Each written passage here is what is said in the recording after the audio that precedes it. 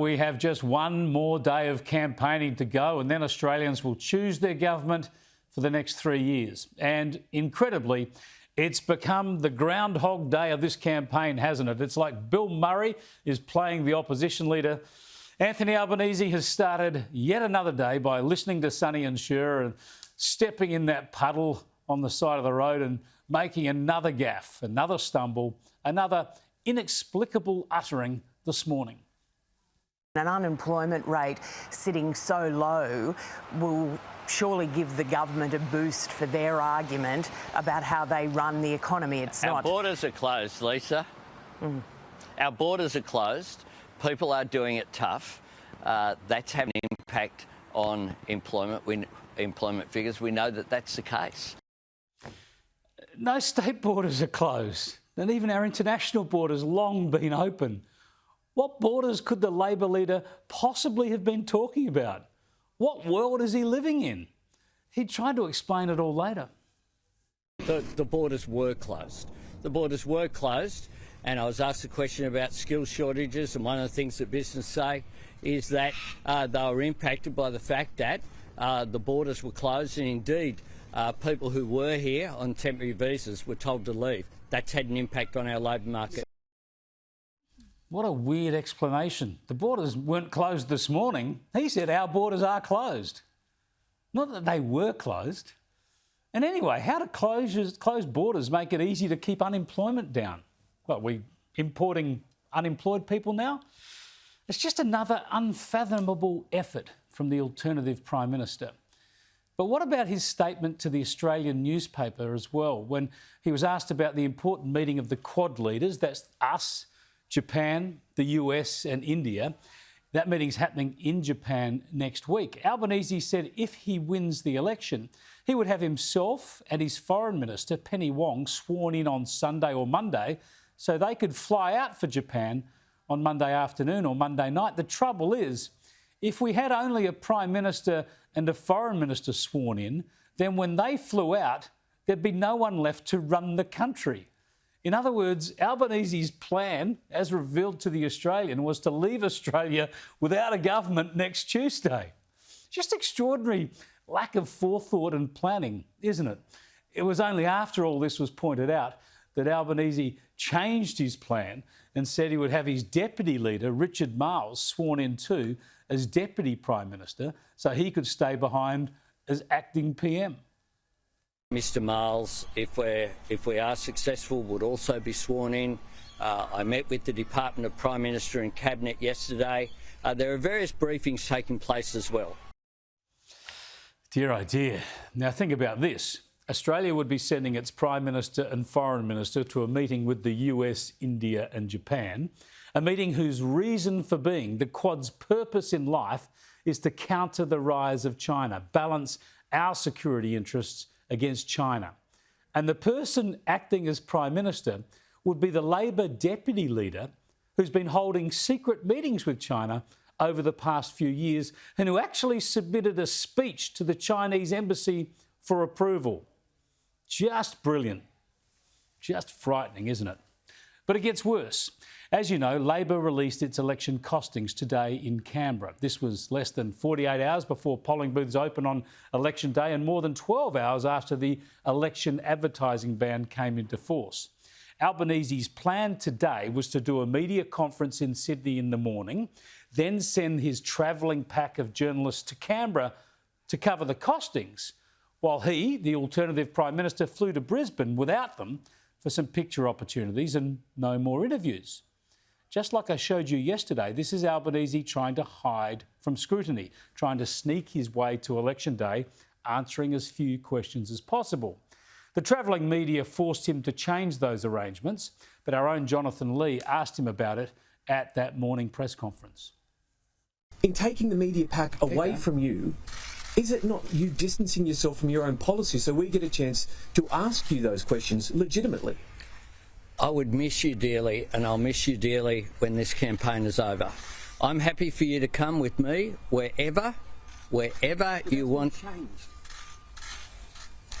Let's be fair to him. Like, you know the policy's been changed. When you're finished... Well, I just want you to be honest with us too.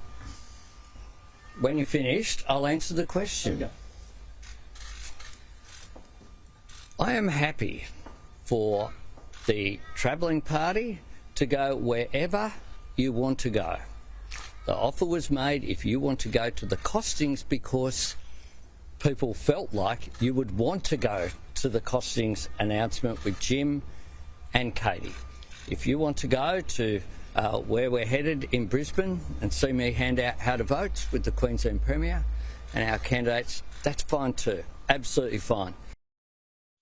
Absolutely fine. So even though, of course, he must have known Labor's costings, Albanese refused to ask questions about them. He left that to his shadow treasurer, Jim Chalmers, in Canberra, who revealed Labor's deficits would be at least $7.4 billion higher than the government's over the forward estimates.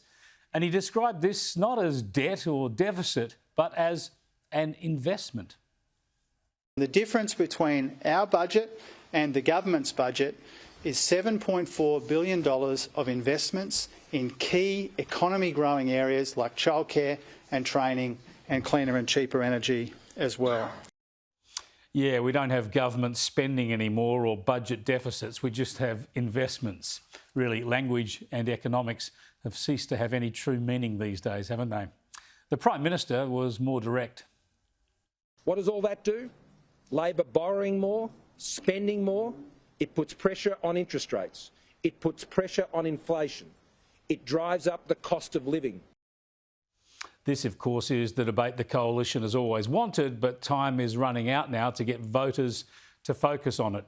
And meanwhile, the alternative Prime Minister was in Brisbane providing picture opportunities and investing in his strategy of staying away from the key economic debate and explaining how Labor would pay for all this and what it's planning to do in the second budget it's flagged for later this year, should it win.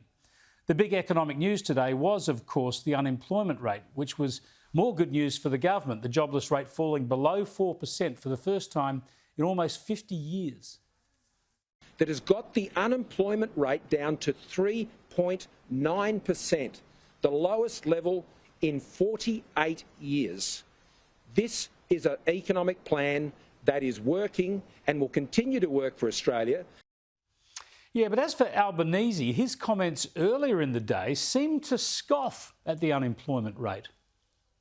I reckon what a whole lot of voters are thinking about at the moment is, yes, we always welcome, of course, unemployment figures. We want to be as low as possible.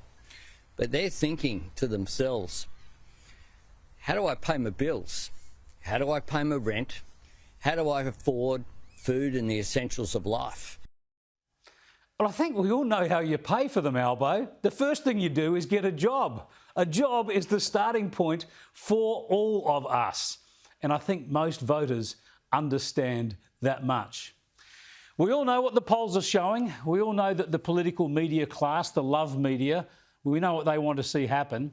And we all know they go out of their way to create controversy for the Coalition and deliberately censor and hide the mistakes made by Albanese and others on his team. The Labor leader, though, turned up on Sky this afternoon wanting to overturn the sense that he is in hiding. And Kieran Gilbert asked him about claims he's just not up to the job. I say, is this government up to anything? What are the plans that they've got? I was asked a question about why there were skills shortages and labour shortages, and it was because the borders were closed for one of the elements of that. It's as simple as that. People know exactly what I meant. I'm not sure that everybody knows exactly what he meant. He said the borders are closed. Now he means they were closed. It's like me saying, I have long curly hair. Oh, no, sorry, I meant I used to have long curly hair. Look, however, it remains the case that Albanese is the front runner in this election campaign, according to all the published polls. So that's where we are, 2 days before a possible change of government.